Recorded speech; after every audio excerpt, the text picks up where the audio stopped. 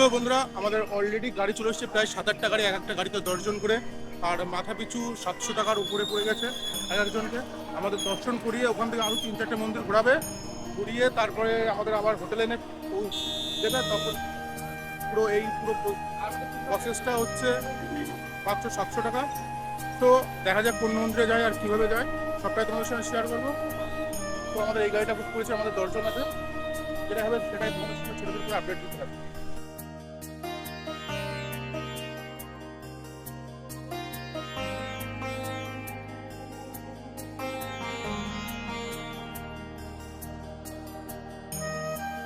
তো বন্ধুরা, আমরা এখন সত্যগিরি চেক পয়েন্টে এসে পৌঁছেছি, হচ্ছে এখানকার টোল গেটের।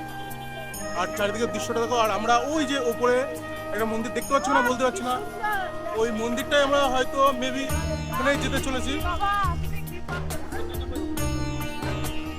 সো ভিতরে চেক হবে, চেক হয়ে তারপরে ভিতরে ঢুকতে, কেন এখানকার বিড়ি সিগারেট টিগারেট কোনো কিছু অ্যালাউ নেই, সেহেতু সব কিছু চেক হবে তারপরে ভিতরে ঢোকানো হবে।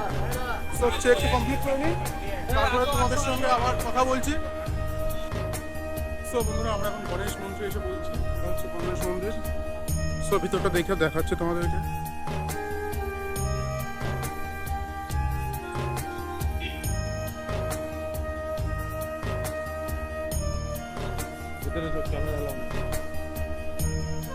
তো বন্ধুরা, আমাদের মন্দির দর্শন করা অলরেডি হয়ে গেছে। ভিতরে ফটো বা ভিডিওগ্রাফি কোনোটা অ্যালাউড নেই, সেজন্য মধ্যে দেখাতে পারলাম না। সামনে যায় কোনো মন্দিরে মনে হচ্ছে না যে তোমাদেরকে ভিডিও ভিতর থেকে দেখাতে পারবো, যা দেখাতে পারবো সব সাইড থেকে দেখাতে পারবো, বাইরের থেকে দেখাতে পারবো।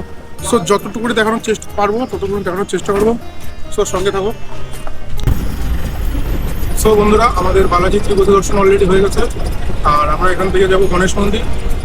গণেশ মন্দির অলরেডি হয়ে গেছে, এখন আমরা এখান থেকে যাবো হনুমান মন্দির, সেটা দর্শন করে তারপরে পুরো একদম ঘরে গিয়ে রেস্ট, তারপরে যা হয় ঘরে গিয়ে আপডেটটা দিচ্ছি তোমাদেরকে।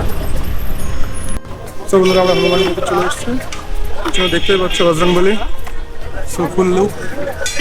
আর একটা সমস্যা হয়ে গেছে, ওই জন্য বেশি একটা কথা বলছি না, দেরি করছি না। তো ঘরে গিয়ে সব আপডেটটা দিচ্ছি তোমাদেরকে।